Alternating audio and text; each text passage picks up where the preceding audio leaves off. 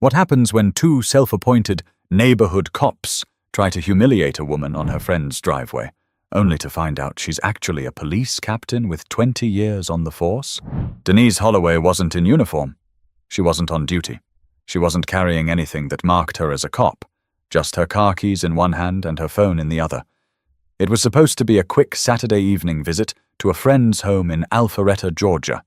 The gates at the subdivision had already opened after her friend buzzed her in, and the warm glow of porch lights lit the quiet street.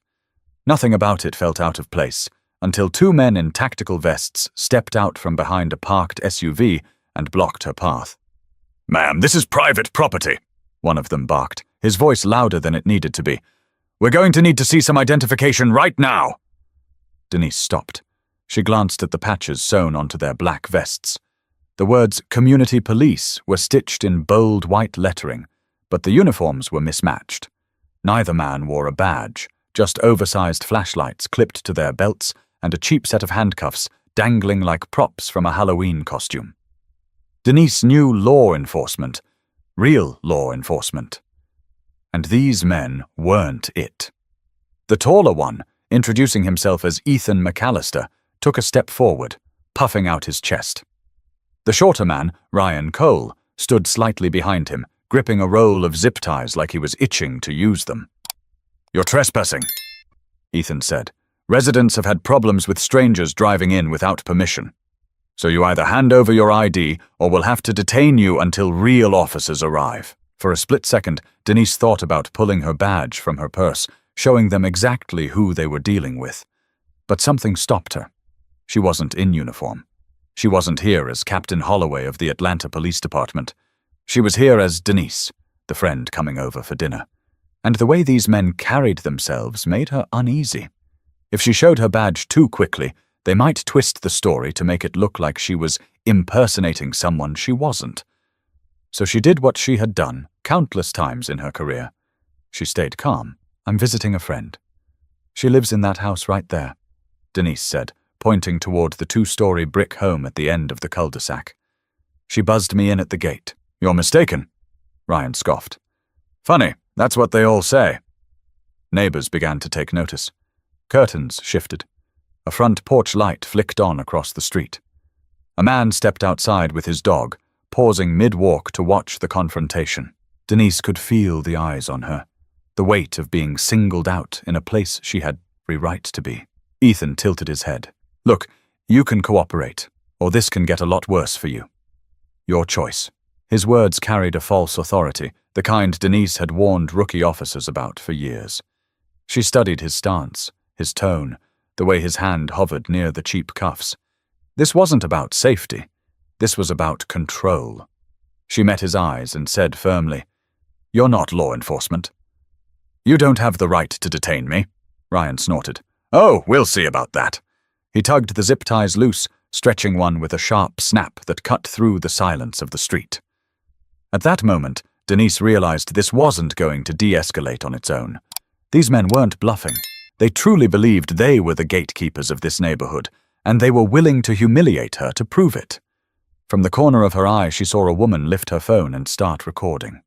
That camera lens became a silent witness, capturing every word, every gesture, every second of what was about to spiral out of control. Denise took a slow breath. Her training told her to assert herself, but her instincts warned her that no amount of logic was going to matter to men like Ethan and Ryan. They wanted a show, and they had chosen her as the target. But the moment Ryan stepped closer with those zip ties in hand, the situation shifted from words to action, and Denise knew things were about to escalate fast. Ethan McAllister's boots scraped against the driveway as he squared up to Denise, his chin tilted high like he was preparing for a showdown. The tactical vest he wore was bulky, clearly purchased online, its Velcro patches slightly crooked. To anyone else, maybe it looked official enough. But to Denise, who had spent nearly 20 years in law enforcement, it screamed fake. "Last chance," Ethan said, his tone dripping with a rehearsed toughness. "Show us ID or we're detaining you for trespassing." Denise kept her voice even. "I already told you, I'm a guest here. My friend Angela Brewer lives in that house. If you don't believe me, walk with me to her front door and she'll confirm it." Ryan Cole smirked and shook his head. "Lady, don't play games. People like you are always coming in here uninvited. We're not about to just let it slide." That line hit Denise harder than she expected. People like you. She had heard variations of it before, during traffic stops, on calls in neighborhoods where her authority was questioned before she even opened her mouth. It was coded language, a way of reminding her that in their eyes, she didn't belong. Her jaw tightened, but she kept her tone steady. "You don't get to make up your own rules because you're wearing a vest. You're not police. And what you're doing right now, harassing someone who has permission to be here, could cost you more than you realize." Ethan leaned in, his voice lowering to a growl. "Are you threatening us?" "No," Denise replied. "I'm telling you the truth." By now, more neighbors were peeking from their porches, some whispering to each other, others pulling out their phones. The man with the dog crossed to the sidewalk and stopped, his brow furrowed as he watched the scene unfold. Angela, completely unaware of the confrontation brewing outside her home, was still inside preparing dinner. Denise thought about calling her, but Ethan and Ryan stood so close it would have looked like resistance, and she didn't want to give them an excuse. Ryan cracked his knuckles theatrically. "Let's just cuff her already. She's stalling." "Not yet," Ethan muttered, raising a hand. He turned his gaze back to Denise. "You say you're here for a friend. Then where is she? Why isn't she out here vouching for you?" Denise's patience was thinning, but she held her ground. "She doesn't know you're harassing me at her driveway. And frankly, she shouldn't have to." Ryan scoffed again, taking a deliberate step closer. "Look, lady, you're making this harder than it needs to be. Cooperate, or we'll show everyone here what happens when people ignore community law." The phrase community law almost made Denise laugh, but the situation wasn't funny. These men were dangerous precisely because they believed their fantasy authority was real. Her instincts told her that the more she resisted verbally, the more determined they would become to prove their dominance. The neighbor holding her phone out spoke for the first time. "Hey, she said she's visiting someone. Maybe you should back off before this gets worse." Ethan shot her a glare. "Mind your business. We're handling this." But the camera didn't lower. If anything, it inched closer. Denise felt a flicker of relief. If these men were going to cross the line, at least there would be proof. "I've asked you once. I'll ask you again," Ethan said, his voice rising. "I did now." Denise inhaled deeply and decided to draw a line. She looked him dead in the eye and said, "No, you don't have the right to ask me for that. And you don't have the right to touch me." The silence that followed was sharp, as if the entire cul-de-sac was holding its breath. Ethan's jaw clenched, and Ryan's lips curled into a mocking grin. Ryan finally muttered, "Guess she's chosen the hard way." And with that, he pulled the zip tie tighter in his hands, the plastic groaning under the tension. But Denise wasn't just any woman standing alone in a driveway. She was a police captain with years of training, and while she hadn't revealed that yet, the moment was coming, and it would hit harder than either man could imagine. Ryan's boots crunched over the gravel edge of the driveway as he closed the distance. His hands worked the plastic tie, stretching it back and forth like he'd done this before. Denise kept her stance steady, but she shifted her weight slightly, prepared in case things turned physical. She had been in standoffs before, suspects cornered in alleys, disputes spiraling in front yards, but never like this, never as the target. "Hands out," Ryan ordered. "Let's not make this ugly." Denise didn't move. "You're not touching me. You put your hands on me. And you'll regret it," Ethan sneered. "Oh, she's got an attitude. Thinks she's tough. Let's go ahead and secure her before she gets any more ideas."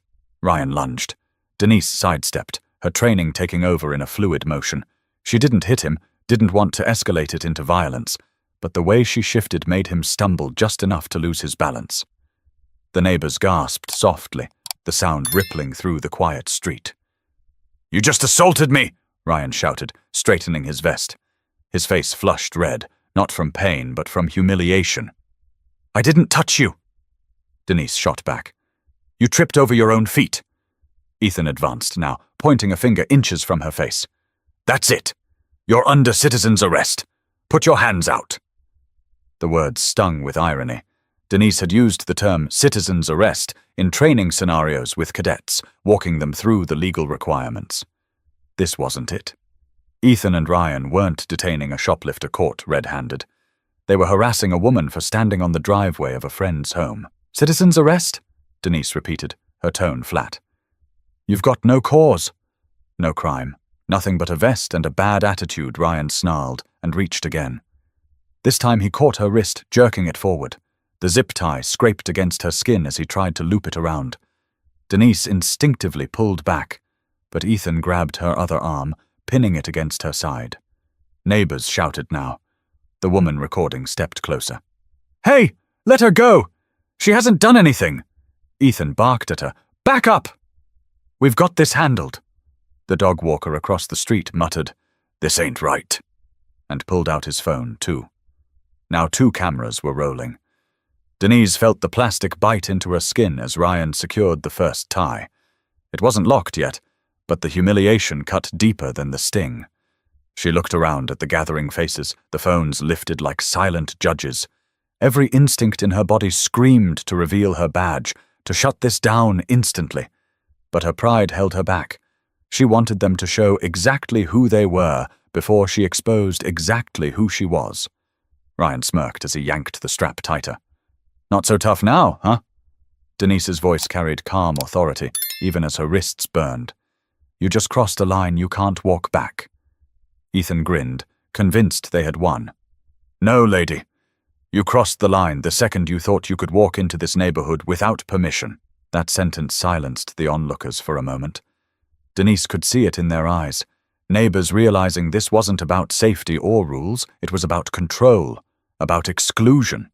About 2 men who had mistaken their fantasy for law. From the sidewalk, the woman with the phone called out, "You know you're going to regret this, right?" "She doesn't look scared."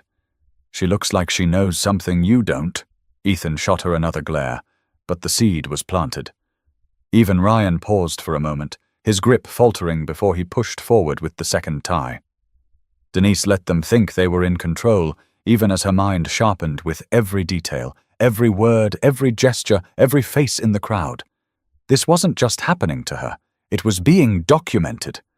And soon, it would spread far beyond this cul-de-sac. The second tie locked into place. Denise's wrists were now bound in front of her, the plastic cutting in with each movement. Ethan stepped back, satisfied, while Ryan puffed his chest like a hero. "See? Easy," Ryan said smugly. "Should have just listened." Denise looked him square in the eye and said quietly, "You just made the worst mistake of your life." The neighbors shifted uncomfortably. The weight of her words hung in the air. But before anyone could process what she meant, a flash of red and blue lights appeared at the end of the street, and the sound of real sirens cut through the night. The sound of sirens hadn't reached them yet, just a faint wail in the distance, but it was enough to make heads turn. Neighbors straightened on their porches, some whispering as the situation suddenly felt less like neighborhood drama and more like something serious. Ethan and Ryan, however, didn't flinch. If anything, they looked more convinced they had done the right thing. Ryan tightened the second zip tie, locking Denise's wrists firmly in place. He stood back, breathing hard, a crooked grin on his face as if he had just conquered some kind of prize. "See? Nice and secure. Now you'll stay put until the real cops get here." Denise lifted her hands slightly, the plastic cutting into her skin. Her voice was low but steady. "You don't have the authority to hold me. You've just committed assault and unlawful restraint." Ethan smirked, waving her words away. "Lady, you keep talking like you're a lawyer or something. Nobody's going to believe you. We've had problems in this neighborhood for months, and we're finally doing something about it. People will thank us for keeping them safe." The woman filming stepped closer, her voice rising with anger. "She told you she was visiting her friend. She's not trespassing. You can't just tie somebody up because you feel like it." Ryan snapped back. "Mind your business." But the camera stayed on him, catching every sneer, every word dripping with arrogance. Denise studied their movements carefully, forcing herself to stay calm. In her career, she had seen suspects escalate when they felt control slipping away. Ethan and Ryan fit that mold perfectly, men intoxicated by the idea of power, blind to the reality that their actions were being documented. Ethan took out his phone and began dialing. "Yeah, let's get county deputies over here," he muttered, stepping to the side. His posture was all swagger, like a man convinced he was about to be applauded for heroism. Meanwhile, Ryan hovered in front of Denise, almost taunting her. "You don't look so tough now. Maybe next time you'll think twice before sneaking into private property." Denise met his stare, unflinching. "When the real officers get here, you'll find out exactly who you're dealing with." That line earned a laugh from him, but it wasn't genuine. It was shaky, the kind of laugh someone gives when they're not entirely sure they've won. The man walking his dog spoke up now, louder than before. "Hey, I know her. That's Angela Brewer's guest. I've seen her car over here before. You two are making a mistake." Ethan turned sharply. "Then you can give your statement when deputies arrive. Until then, stay out of it." But the crowd was no longer quiet. A couple more neighbors had stepped onto the street, murmuring to each other, shifting uneasily as they watched Denise stand with her wrists bound like a criminal. Some looked horrified, others unsure if they should intervene. Denise focused on her breathing.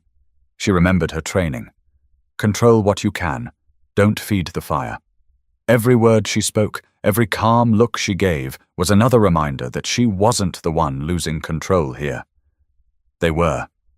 Ryan, desperate to maintain dominance, tugged at her arm and forced her to sit down on the curb. "There," he said smugly, towering above her. "Now you'll wait like everyone else who breaks the rules." The plastic cut deeper as she shifted against the concrete. The humiliation of being restrained in front of strangers burned worse than the physical pain. Still, she lifted her chin, refusing to give them the satisfaction of breaking her spirit. Angela's front door finally opened. She stepped out, wiping her hands on a kitchen towel, confusion on her face as she took in the crowd. Her eyes widened when she saw Denise sitting on the curb, wrists bound, two men in fake vests standing over her. "What in the world are you doing to her?" Angela shouted, storming down the driveway. Ryan raised a hand as if to block her path. "Ma'am, please step back. This woman was trespassing. We've got it under control." "She's my guest!" Angela's voice cracked with fury. "I buzzed her through the gate myself. How dare you put your hands on her?" The weight of her words landed like a punch. Gasps came from the neighbors watching. The woman with the phone zoomed in closer, capturing every second. Ethan lowered his own phone, his call to the deputies now stalled. For the first time, hesitation flickered across his face. Denise turned her head slowly, locking eyes with him. "You just put an innocent woman in restraints, in front of witnesses and on camera. Do you understand the gravity of what you've done?" Ethan swallowed hard but didn't answer. Ryan shifted uncomfortably, his earlier smugness cracking as Angela shouted again, this time calling toward the approaching sirens. "Over here! They've tied up my friend!" The red and blue lights grew brighter, washing the cul-de-sac in color. But as the patrol car pulled closer, the weight of reality settled over Ethan and Ryan, though neither of them realized just how devastating the next few minutes would be for their carefully constructed illusion of authority. The patrol car rolled to a stop at the edge of the cul-de-sac, its headlights sweeping across the faces of neighbors who had gathered in clusters.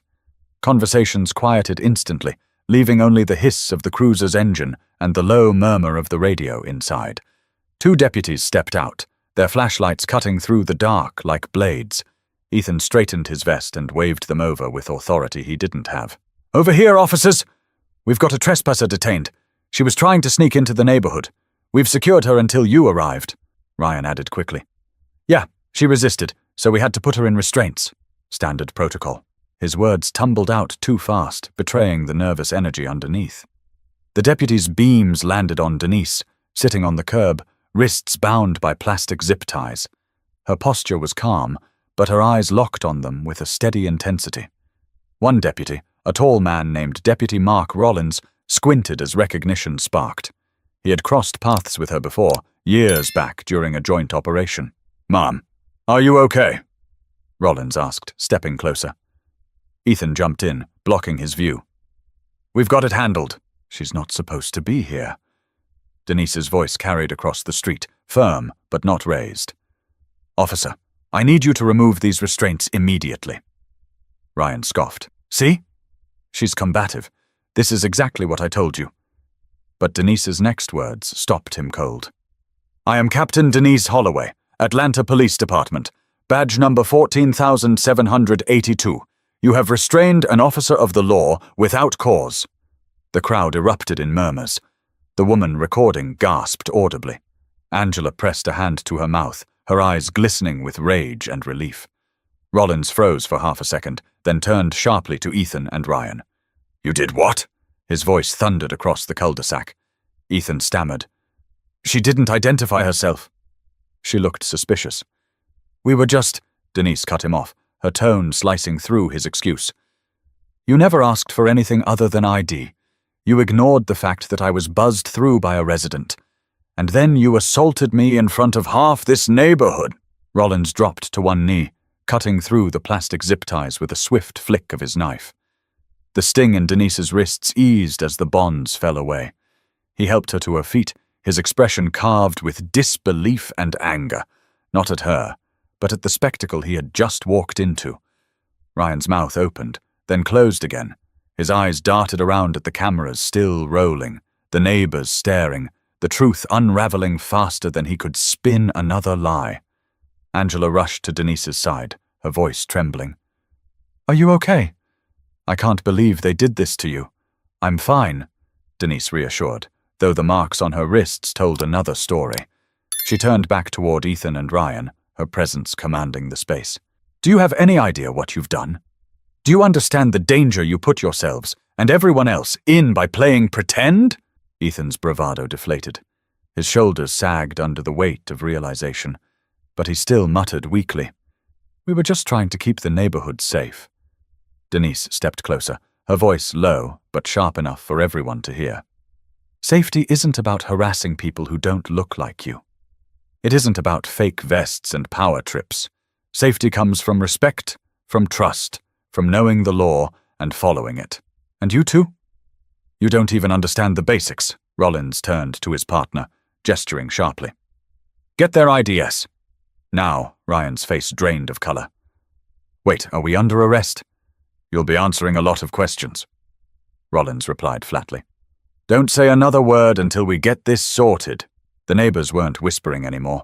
Some were openly condemning the two men, shaking their heads, muttering words like disgrace and shame. The woman with the phone spoke up again, directing her comment at Denise this time. The whole thing's on video. Every second. They can't spin this one. Denise gave her a nod of gratitude, then faced Ethan and Ryan once more. You wanted to play cops? Well, now you'll see what it feels like when the law shows up for real. The deputies secured Ethan and Ryan near the patrol car, separating them while continuing their questions. The crowd remained fixed on Denise, a mix of awe and anger radiating through the group. Angela squeezed her arm gently. You handled that better than anyone else could have. If it were me, I don't know if I could have stayed that calm. Denise allowed herself a small smile, though the sting of humiliation lingered beneath it. Calm is what keeps situations like this from turning into tragedies. Her gaze drifted back to the flashing lights, to the crowd with their phones still held high. She knew the footage would spread, beyond this cul-de-sac, beyond Alpharetta, and that thought settled heavy in her chest. But what Denise couldn't yet predict was just how fast that video would travel, and how it would spark a conversation across the country about fake authority, racial profiling, and the thin line between safety and control. The flashing lights washed the cul-de-sac in pulses of red and blue, reflecting off car windows and the wide eyes of neighbors pressed shoulder to shoulder.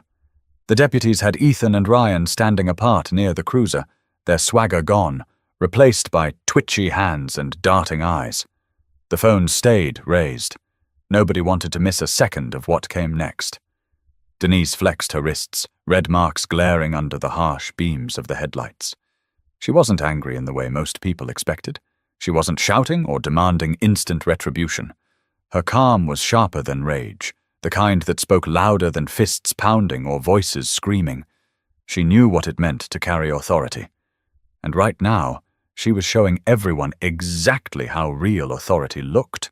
Deputy Rollins held Ethan's license up to the light, scanning it with a frown. You live 3 streets over? Ethan cleared his throat. Yeah, been here 6 years. People know me. People know you as a resident, not as an officer, Rollins said. You've got no certification, no security license, no legal standing to detain anybody.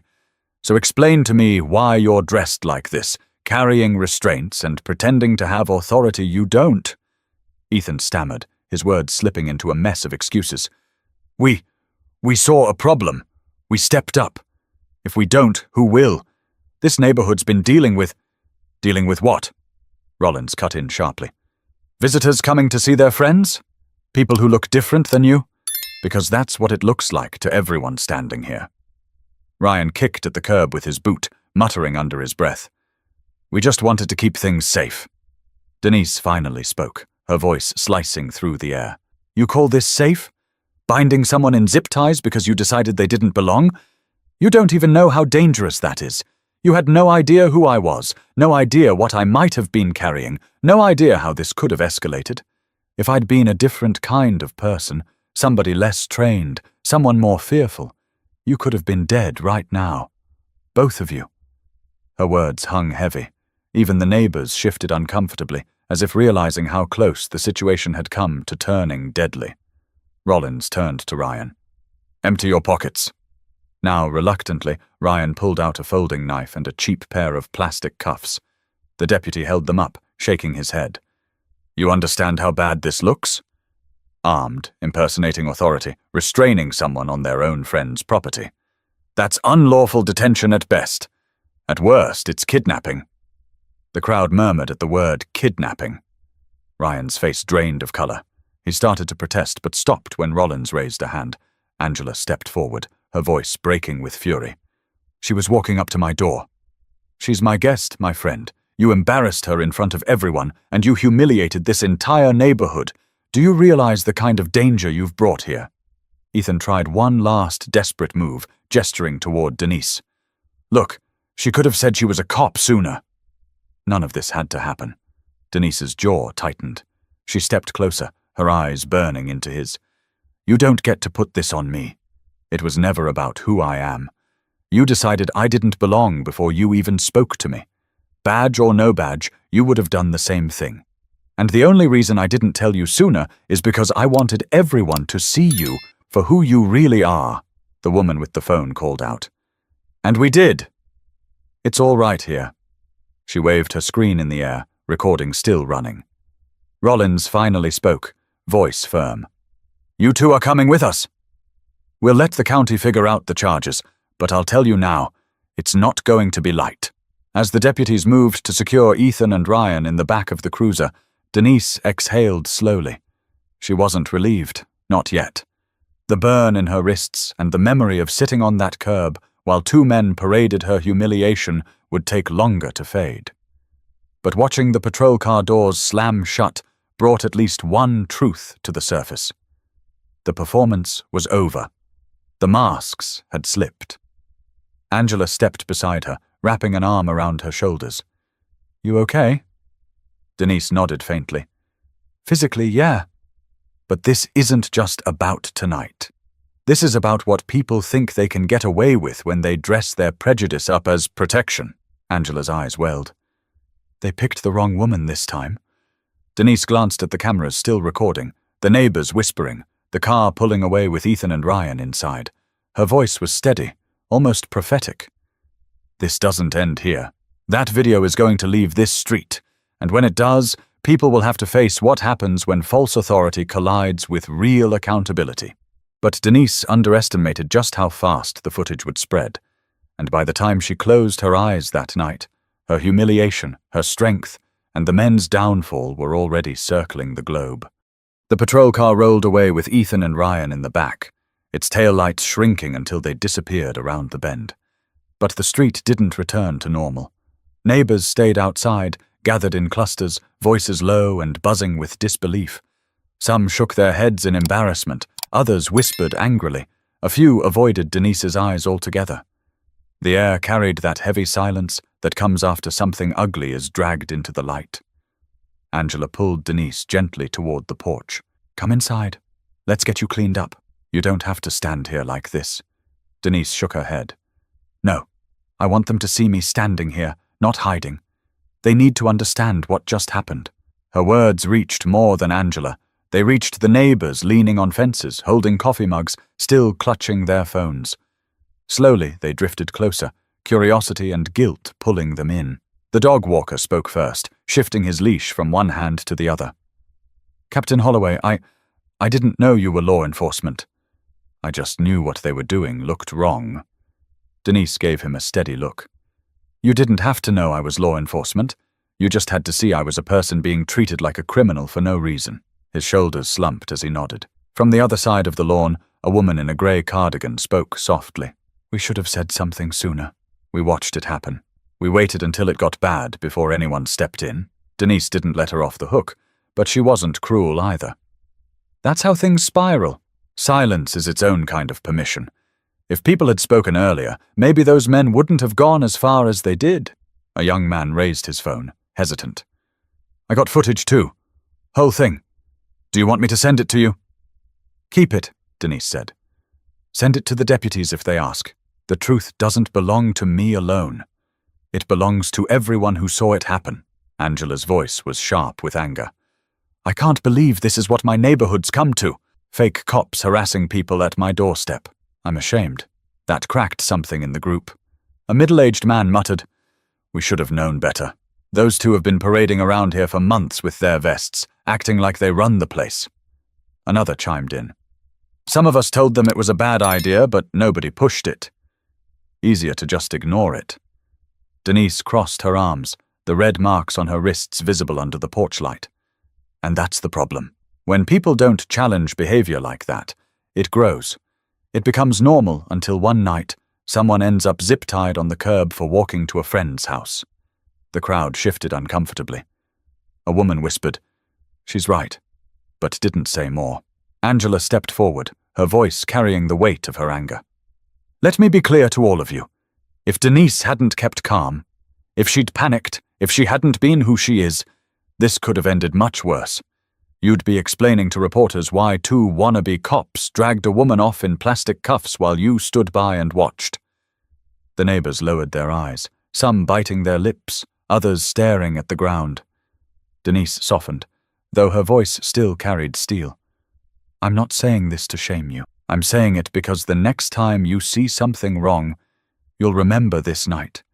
You'll remember the sound of zip ties tightening around someone's wrists. And you'll have to decide whether silence is worth the cost. The woman with the phone finally lowered it, tucking it into her pocket. She looked directly at Denise. I won't be silent again. For a brief moment, nobody spoke. Then the small crowd began to disperse.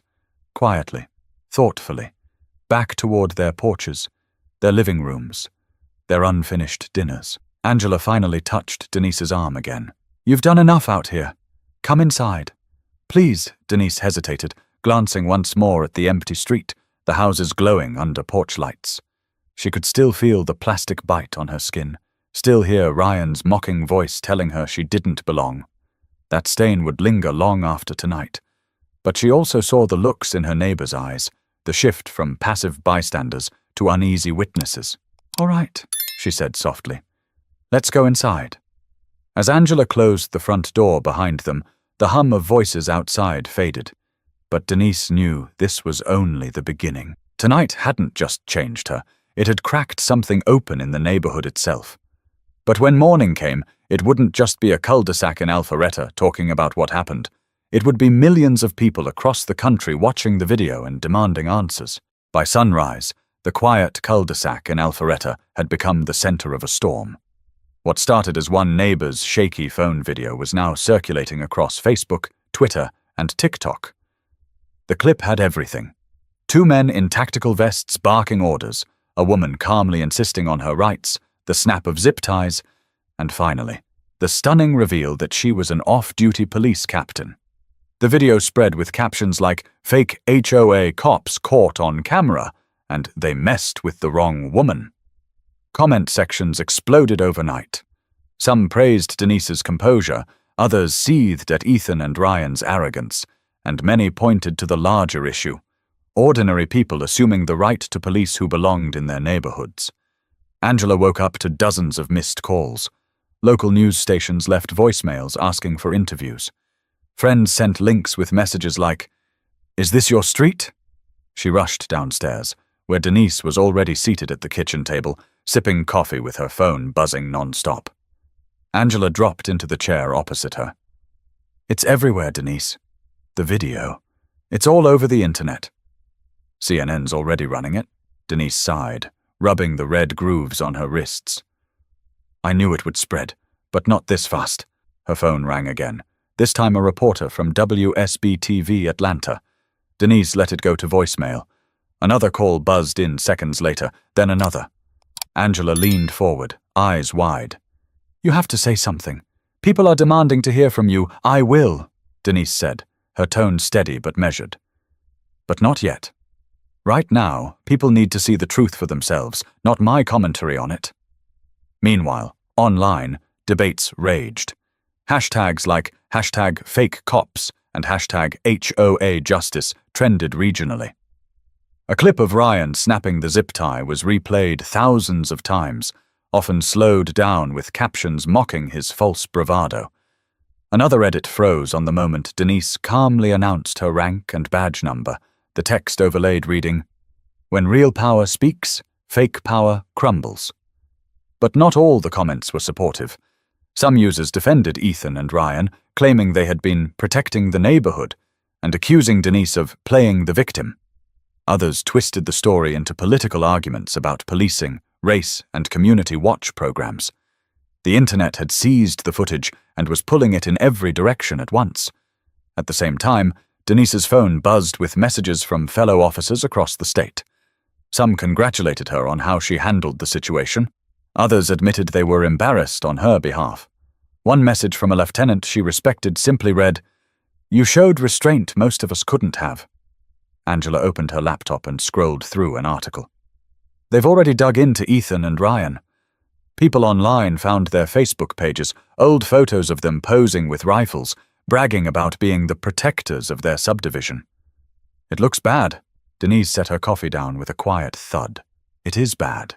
They weren't just pretending. They believed it. And that's what scares me." Across the country, morning talk shows picked it up. Hosts debated what should happen next. One segment on Good Morning America showed side-by-side clips, Ethan blocking Denise's path, then the deputies leading him away in handcuffs. The anchor's voiceover asked the question now echoing everywhere. What happens when self-appointed enforcers cross the line? By noon, Denise's name was trending. So was Angela's. Their street had reporters parked at the end of it, cameras waiting for a statement. Angela peered nervously through the blinds while Denise stayed calm, scrolling her phone. "You don't owe anyone anything," Angela said gently. "I know," Denise replied. "But silence can let people shape the story however they want. At some point, I'll have to speak. And when I do, it has to be more than just about me. It has to be about why this keeps happening." Angela placed her hand over hers. "Then say it when you're ready." Not before outside, the neighborhood still bore the tension of the night before. Some residents avoided the cameras, slipping out quietly. Others openly welcomed reporters, venting their embarrassment that their community was now infamous for all the wrong reasons. The video wasn't just a viral clip anymore. It was a mirror. It forced people to confront the uneasy truth of what authority meant and who got to wield it. But as the story gained traction, Denise knew the question wasn't just about Ethan and Ryan anymore. It was about consequences and whether the system would hold them accountable once the cameras moved on. By Monday morning, the video had crossed state lines. National outlets were running it alongside stories about neighborhood watch groups, self-styled militias, and the dangers of people impersonating law enforcement. Denise had already declined multiple interview requests, but her silence only fueled curiosity. Angela's phone rang constantly with neighbors asking how they could make things right. Meanwhile, Ethan McAllister and Ryan Cole faced a very different reality. Both had been booked into the Fulton County Jail late Sunday night. Their mugshots hit the internet within hours, plastered across headlines that read, "Fake HOA cops charged with unlawful detention." The charges weren't light. Sheriff's deputies confirmed they were being investigated for impersonating a police officer, unlawful restraint, assault, and false imprisonment. Each charge carried weight, and prosecutors were under public pressure not to let them off with a slap on the wrist.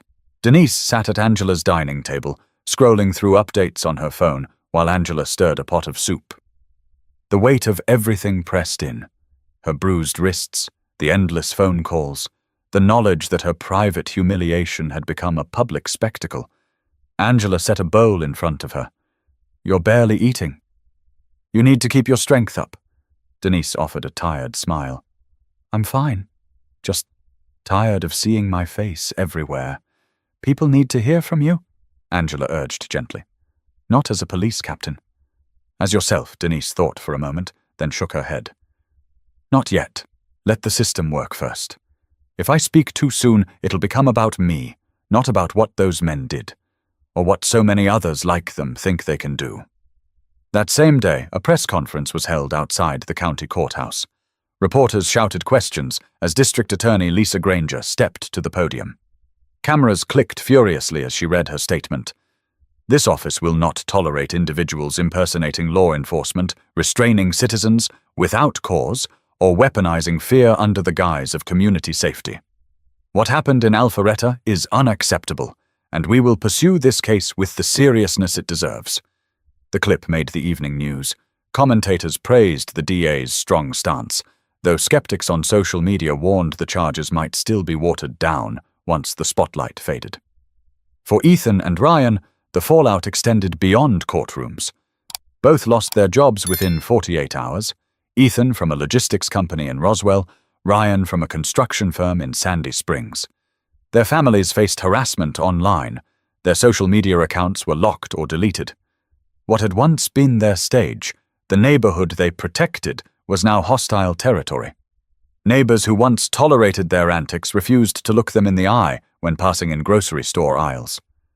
Back in Angela's kitchen, Denise's phone buzzed with a text from one of her colleagues on the force. "They're trying to spin it as a misunderstanding." "Don't worry, we've got your back." Denise sighed. "A misunderstanding." That's always the excuse. Angela leaned on the counter, watching her. "So what do you want to happen to them?" Denise set her phone down, her eyes distant. "Accountability. Not just for me, but for every person who's been humiliated or threatened by someone pretending to have power. Jail won't fix their mindset, but maybe it'll remind others that you can't play cop without consequences." Angela nodded slowly. "And maybe it'll remind the rest of us not to stay quiet when we see it happening." The neighborhood HOA board held an emergency meeting that week. Residents packed into the community clubhouse, voices raised in anger and shame. Some demanded stricter rules about who could wear uniforms or vests with the word police on them. Others argued the HOA should have intervened months ago when Ethan and Ryan first started strutting around like enforcers.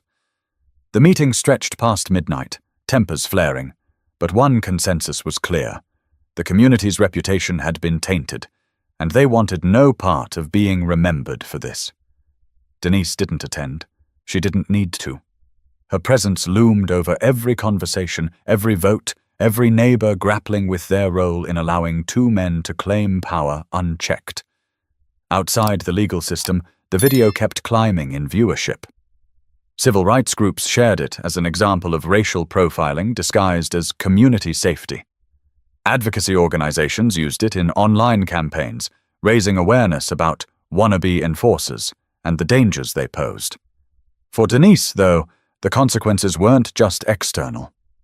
Alone at night, she replayed the moment the zip ties cut into her wrists, the mocking tone in Ryan's voice, the silence of neighbors who had hesitated too long. She had dealt with armed suspects, violent criminals, dangerous raids. But this, the humiliation of being restrained at her friend's doorstep, felt different. It was intimate, raw, a reminder that even her badge couldn't protect her from prejudice when she wasn't wearing it. Angela sat with her one evening, breaking the silence. "You've been carrying this heavy. But Denise, you didn't just survive it. You turned it into something bigger. People are listening. You can't ignore that." Denise exhaled, her voice quiet. "I know, and I'll speak when the time is right. Not for me, For everyone who doesn't have the platform I do. But before she could decide when and how to speak, the country would decide for her, because her name, her story, and her face were now etched into a national debate that wasn't slowing down. By the end of the week, Denise's story had stretched far beyond Alpharetta. National headlines used her name in bold type. Editorials debated what it meant for neighborhoods, for policing, for race in America. Talk show hosts dissected the footage frame by frame, some praising her composure, others shaking their heads at how easily two men had been able to play cops without being challenged. But for Denise, the noise outside wasn't the point. What mattered was the lesson simmering beneath it all. One evening, she sat with Angela on the back porch. The air was cooler, cicadas humming faintly in the trees. For the first time all week, there were no reporters at the end of the street, no deputies calling with updates, no neighbors knocking to apologize. Just quiet. Angela poured 2 glasses of iced tea, sliding one toward her. "So," she asked gently, "what do you take away from all of this?" Denise thought for a moment before answering. "That authority is dangerous when it's built on ego instead of service. Those men didn't just humiliate me. They put themselves, me, and this whole community at risk. And the saddest part is that people let them. They watched it happen, because it was easier to look away than to confront it." Angela nodded slowly. "But you showed them how to confront it." Calm, firm, unshaken Denise gave a faint smile. "I did what I had to, but it shouldn't take a police captain to prove a point. What about the person who doesn't have a badge? What about someone younger, more afraid, with no training? That's what keeps me up at night. Because if this could happen to me, imagine how it plays out for someone else." The truth of that weighed between them. Angela reached across the table, touching the faint bruises still visible on Denise's wrists. "You turned it into something bigger than yourself. People will remember that." In the following days, Denise finally released a statement, not to the press, but directly on her own social media. It was short, direct, and impossible to twist. No one has the right to restrain, harass, or humiliate another person under the guise of authority. Real authority means protecting, not controlling. This isn't just my story. It's a reminder to every community in this country. Watch who you give power to, and never be silent when that power is abused. The post went viral almost instantly, shared thousands of times within hours. For many, it became the closing note to a story that had already consumed days of conversation. For others, it was the beginning of harder questions about race, control, and the thin line between safety and harassment. Angela watched Denise scroll through the comments late that night. Support poured in from across the country, strangers thanking her for standing strong, parents saying they showed the video to their kids, other officers praising her restraint. There were still critics, of course, but their voices were drowned out by the overwhelming tide of people who saw the lesson. And for Denise, that was enough. She didn't want fame. She didn't want headlines. She wanted people to remember one thing. Silence is dangerous, and respect must be defended, even on the smallest street in the quietest neighborhood. Angela closed her laptop and looked over.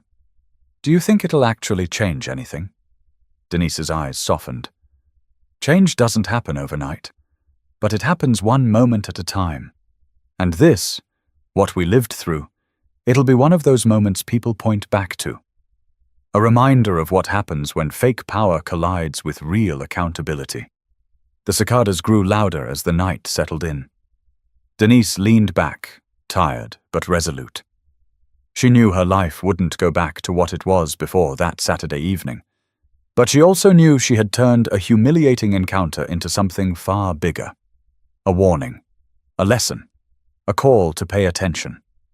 She glanced once more at the faint bruises, then at the glow of her phone lighting up with another flood of notifications. She didn't need to read them. The message was already out there. And with that, she whispered, almost to herself, "Never again." This story leaves us with one truth. Respect, accountability, and courage aren't optional. They're necessary. When false authority rises, it takes ordinary people choosing to speak, to act, to protect one another. Because silence only feeds the problem. If you've stayed with this story until the end, make sure to subscribe for more.